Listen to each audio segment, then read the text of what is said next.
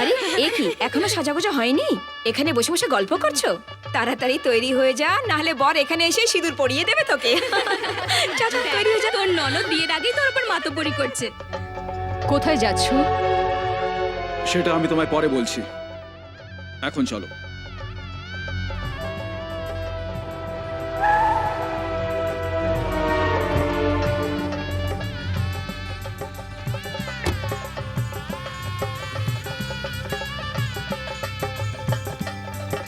আসুন আসুন, আমি তো বিশ্বাসই করতে পারছি না বিয়েতে আসবেন না জেনে কার্ড পাঠায়নি। প্লিজ খেয়ে দিয়েই যাবেন। আমি এখানে খেতে আসিনি, আপনার সম্বন্ধীকে দেখতে এসেছি। আসুন আসুন স্যার, গায়ত্রী ম্যাডাম দেখুন কে এসছেন। আপনারা একটু বাইরে যাবেন প্লিজ। কেটে পড়া যাক। আপনাকে তো বিয়ের ইনভিটেশন আমি দিইনি। ওহো, আগে নিজের বউকে পাঠিয়েছিলেন, তারপরে নিজের মেয়েকে পাঠিয়েছিলেন। আমি রাজি হইনি বলে নিজেই আমার পা ধরতে চলে এসেছেন। আসলে আমার তো তোমার মুখ দেখতেই ইচ্ছে করে না, কিন্তু কি করব, জীবনের সূত্রে একসাথে হতে পারিনি, কিন্তু ব্যবসার সূত্রে আমাদের বারবার দেখা হয়। একজন সন্দেহবাতিক মেয়েকে ভালোবাসার ফল আমার আর রাজলক্ষ্মী দুজনেরই দুঃখের কারণ হয়ে দাঁড়িয়েছে। সেটাকে আমি মেটাতে চেয়েছি, কিন্তু কখনোই তাতে সফল হতে পারিনি। আমার জীবন তো অনেক বছর আগেই বরবাদ করে ফেলেছো, এবার কি নিতে এসেছো? এখন যেটা বলতে যাচ্ছি সেটা নতুন। রাজলক্ষ্মী, রাজলক্ষ্মী, এসব কি? ওদিকে মেয়ের জন্ম দিয়ে এদিকে বাবা জেলে, বাবা জামিন পর্যন্ত করালি না। পুলিশের মার খেয়ে পুরো শরীরে ব্যথা করছে, একটু মাল খাবার পয়সা দে না। বাবা, মদ খাবার জন্য যদি টাকা চাই তবে এই বাড়িতে আসবে না। কারোর পয়সায় যদি মদ খেয়ে আসো আর ঝগড়া করার পর যদি পুলিশ ধরে তবে আমায় ফোন করবে না। এই তো, এই যবে থেকে এখানে এসেছে তবে থেকে আমি তোর জন্য একদম পর হয়ে গেছি। এই কথা যদি আমি গিয়ে বাড়ির বাইরে বলি তো তোর বদনাম হয়ে যাবে। বাবা! আমি যদি তাই করি সেটা খুব ভালো হবে। তুই আমার জন্য বোতলের ব্যবস্থা কর, দে পয়সা। আমি তোমাকে মদ খেয়ে বাড়িতে আসতে বারণ করেছিলাম, এখানে আর কখনো আসবে না। যাও, এখান থেকে চলে যাও। তোমাকে যেতে বলছি না? আচ্ছা, আমায় ঘর থেকে তাড়াচ্ছ, এবার তোমাদের বাইরের লোকের কাছে মুখ দেখাতে পারবে না, এমন বদনাম করবো, দেখে নেবো তোমাদেরকে। যদি ঠিক সময় বিয়ে করাতে তাহলে এসব কি ঘটতো? দরকার হলে চুপচাপ করিয়ে দিতে। দুনিয়াকে দেখানোর কি দরকার ছিল? এসব শোনার আগে তোমার মরে যাওয়া উচিত ছিল। ওর ভুলের জন্য তুমি মরতে চলেছো কেন? দাদা, এই যদি মরে যায় আমরা ফেঁসে যাব। এই, আপনি চুপ করবেন কি? সবাই এখানে যে যার মর্জিতে কথা বলছে। রাজলক্ষ্মী, ইনি তো তোমাকে বিশ্বাসই করেনি, তাই আমিও ওকে বিশ্বাস করতে পারিনি। আমার উপর যার বিশ্বাস হওয়া উচিত সেও বিশ্বাস করেনি। এবার সবাই শোনো, আজ থেকে এই আমার স্ত্রী।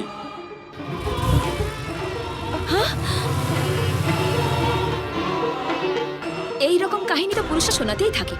বিয়ে করতে হলো, কোনো রাস্তা ছিল না। আমাকে ক্ষমা করে দাও, নিজের রাজার বিয়ে আমার মেয়ের সাথে দিয়ে দাও, তাই বলতে এসছো না তুমি? তবে শোনো, তোমার ভাইকে তোমার মেয়ের সাথে বিয়ে করিয়ে দাও।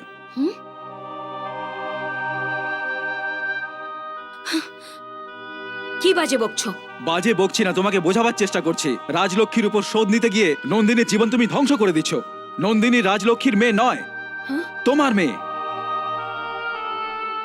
গায়ত্রী, তুমি বিয়ে করার আগেই মা হয়ে গেছো। আমার সাথে বিয়ে তো করনি, কিন্তু সারা জীবন নন্দিনীর মা হয়ে রয়েছো। কিন্তু একটা দিনও আমার বউ হয়ে থাকতে পারলে না। রাজলক্ষ্মীর সাথে স্বামী স্ত্রীর সম্পর্ক নেই, আর তুমি ওই মহিলার উপর প্রতিশোধ নিতে যাচ্ছ ওর মেয়ে ভেবে। নিজের মেয়ের জীবন নষ্ট করো না, নিজেকে শান্ত করো, তাহলেই সব বুঝতে পারবে। এইরকম ভুলবশতই তুমি একবার আগে নিজের জীবনকে নষ্ট করেছো, আর এখন মেয়ের জীবন। মাথা ঠান্ডা রেখে কাজ করো। ও, আমার রাজার বিয়ে আটকাবার এটা শেষ অস্ত্র না? আমি জানতাম তুমি আমার কথা বিশ্বাস করবে না, কিন্তু আমি যদি প্রমাণ করি যে নন্দিনী তোমারই মেয়ে, তাহলে তুমি নিশ্চয়ই সেটা মানবে। ডক্টর,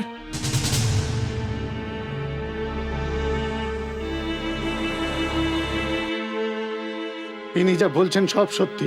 গায়ত্রী ভীষণ রেগে আছে, তাই বাচ্চাটাকে মেরেও ফেলতে পারে। আমাদের এই বাচ্চাটাকে বাঁচাতে হবে। তাহলে একটা কাজ করা যাক ডক্টর, এই বাচ্চাটাকে আমরা কোনো অনাথ আশ্রমে পাঠিয়ে দিই। অনাথ আশ্রমে কেন ডক্টর? মায়ের দরকার নেই বলে ওর বাবাকে তো ভুলে যাওয়া যায় না। আমরা বিয়ে করিনি, এটা তো সত্যি। লোকের ভয়ে আমাদের এই নাটকটা করতে হলো। আপনাকে আমি যখনই দেখি মনে হয় আপনি আমার বান্ধবীর স্বামী। যে কোনো পরিস্থিতি হোক না কেন এটা ভেবে আমার মন ভীষণ দুঃখী হয় সর্বদাই। তাই আপনার থেকে আমি একটু দূরে দূরে থাকি।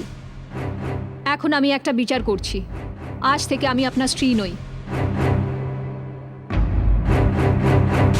আপনার সন্তানের মা। আজ থেকেও আমার মেয়ে, আর ওকে আমি বড় করব। এই হবে আমাদের জীবনের আধার। ডক্টর, এখনই শুধু নয়, কখনো এই কথা কেউ যেন না জানতে পারে। এ আমার নিজের মেয়ে নয়। যদি এই কথা সবাই জেনে যায় তবে আমি বাঁচতে পারবো না। এ আমার নন্দিনী। গায়ত্রী, বাচ্চাটা জন্মেই মারা গেছে, আমরা সেটা মিথ্যে বলেছিলাম। তুমি তো ওকে পেটে থাকতেই মেরে ফেলতে চেয়েছিলে। জন্মাবার পর তুমি যেন ওকে মেরে না ফেলো, তাই আমরা ওকে সরিয়ে দিয়েছিলাম। আসলে ওই তোমার মেয়ে নন্দিনী।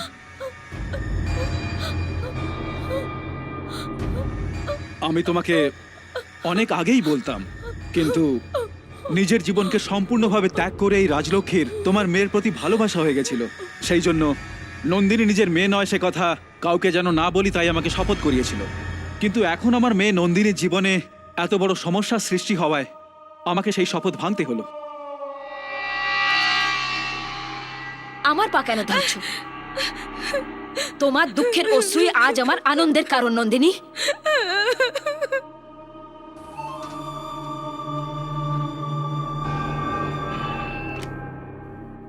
হ্যালো, এই নন্দিনী, নন্দিনী, নন্দিনী।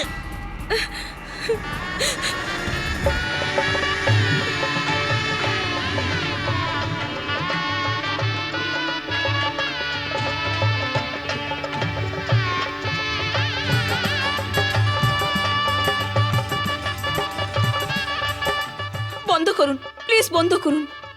মিস্টার রঙ্গরাজ, নন্দিনী, নন্দিনী আমার নিজের মেয়ে। এই বিয়ে পারে না। আপনারা সবাই চলে যান, চলে যান। নন্দিনী আমার মেয়ে।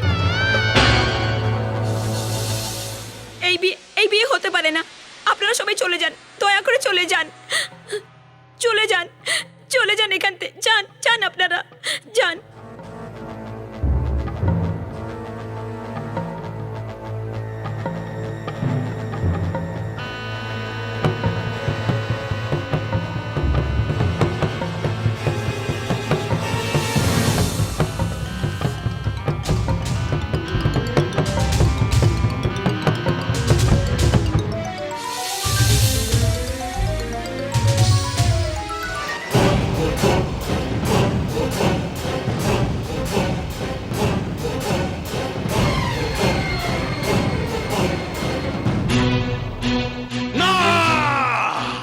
সব বিয়েতেই বর বউ একসাথে থাকে, আর সেখানে তোমরা এসেছো আমার খরচে আনন্দ করতে।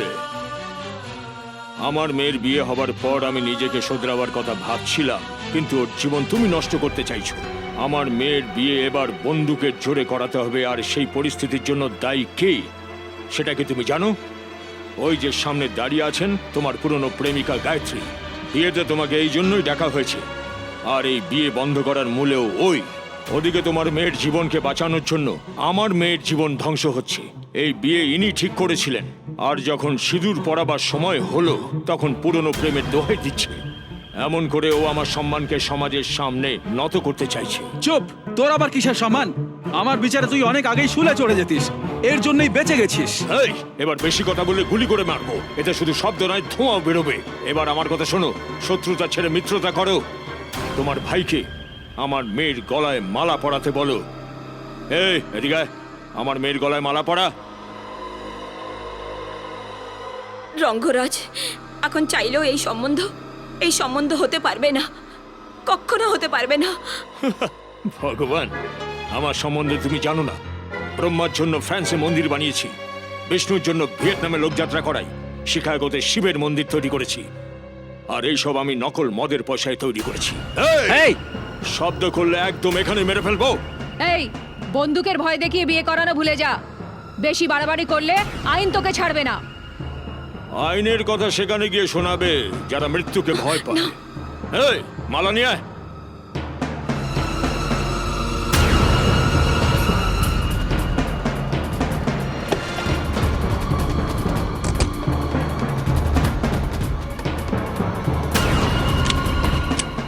যে কাজ কেউ রাজলক্ষ্মী। করতে পারে না সেটা আমি রঙ্গরাজ করতে পারি। যাও কনেকে নিয়ে আসো। ফালতু মরবার চেষ্টা না করে এই মালা আমার মেয়েকে পরাও। যদি আমি এই হার ওর গলায় পরাইও তবুও তোর মেয়ে সুখী হবে না। শোনো বাবু, এমন অনেক লোক আছে যারা বিয়ে করার পরও একসাথে থাকে না, আলাদা থাকে। এরকম অনেকেই নিজের মর্জিতে আলাদা থাকে। কেন তোর বোন রাজশেখরের থেকে আলাদা থাকে না নাকি? এখানে সুযোগ পেয়ে দুজনে একসাথে মিলে গেছে। এইসব উদাহরণ তো তোর ঘরেই আছে, তবুও ফালতু বকছিস। ফালতু বলছি না, সত্যি বলছি। তুই তো ছাড়, এমন কেউ নেই যে আমাকে জোর করে তোর মেয়ের সাথে বিয়ে দেওয়াতে পারে। কিন্তু আমি করাবো। এই, এই! রাজলক্ষ্মী, আমি তোর বিয়ে করাতে চাইছি আর তুই আমাকেই ভয় দেখাচ্ছিস। পাগল হলি নাকি? যদি তুই আমার মেয়েকে বিয়ে না করিস তবে আমি তোর বোনকেই বিয়ে করে ফেলবো। আমি তোকে আমার ঘরের জামাই করতে চাইছিলাম, কিন্তু তুই আমাকেই তোর ঘরের জামাই করতে চাইছিস। এই, তুই কি বলছিস? ফয়সালা তোর ওপর। জামাই তুই না আমি হব। তুই কেন চেঁচাচ্ছিস? তুই তো ওকে বিয়ে করিসনি, আমি করে নিচ্ছি। যার জীবন ধ্বংস হয়ে গেছিল তাকে শোধরাতে যাচ্ছি। বিক্রম বেতালের গল্পের মতো, তাই না? শ্বশুর হতে চাইছিলাম, জামাই হয়ে গেলাম। রঙ্গরাজ, এমনি করিস না। বিয়ে না করে মা হওয়া একজন মহিলাকে আমি বিয়ে করতে চলেছি, নিজের করতে চলেছি। কি করব, সব পুরোহিত চলে গেছে, এখন বড় আমি পুরোহিত। আমি যাক, আর দেরি না করে এবার আমার টুকটুকে বউ হয়ে যাও। মালিক!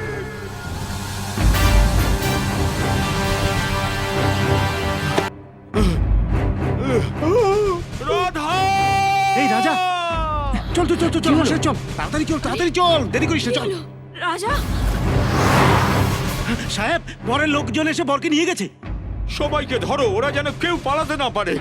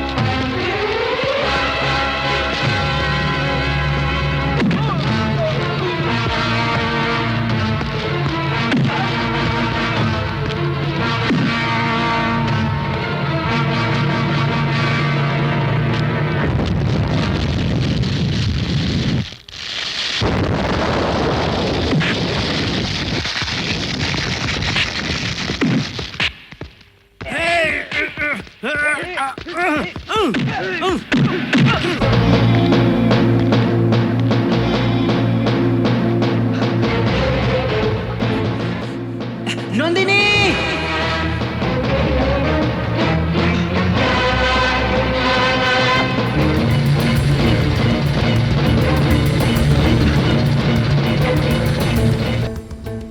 নন্দিনী!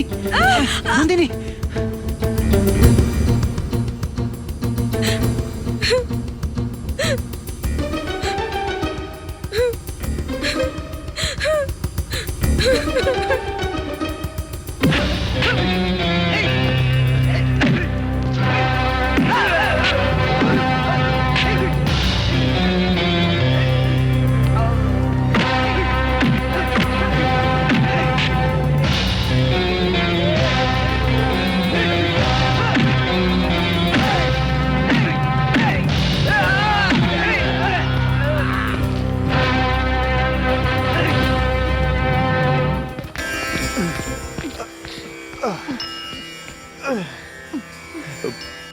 পুরোহিত মশাই, এদের দুজনকে তাড়াতাড়ি বিয়ে করিয়ে দিন।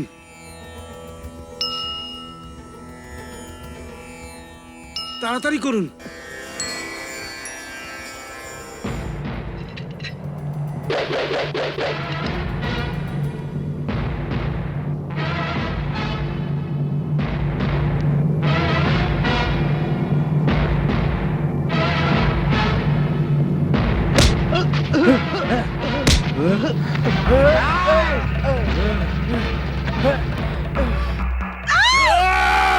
ড্যাডি, তুমি ওকে মেরো না।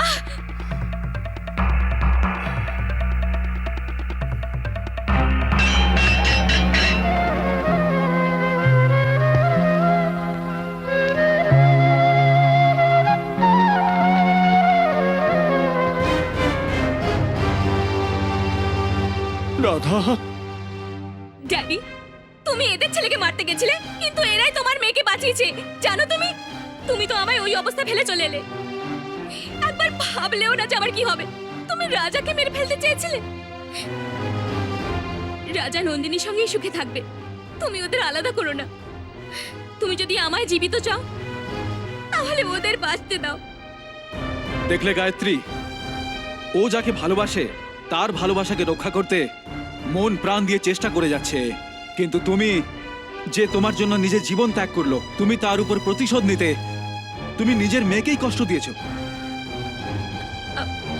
আমাকে ক্ষমা করে দে রাজলক্ষ্মী। আমি শত জনমে নিজের পাপের প্রায়শ্চিত্ত করতে পারবো না, বাট আই এম সরি। আমার মামনি।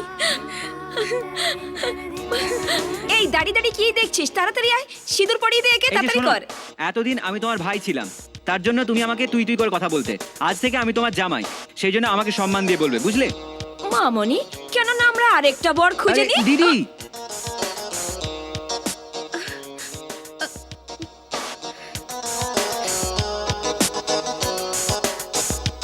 পায়রা ওড়ানো হলো সমাধান, শাড়ি ওড়ানো মানে অসম্মান।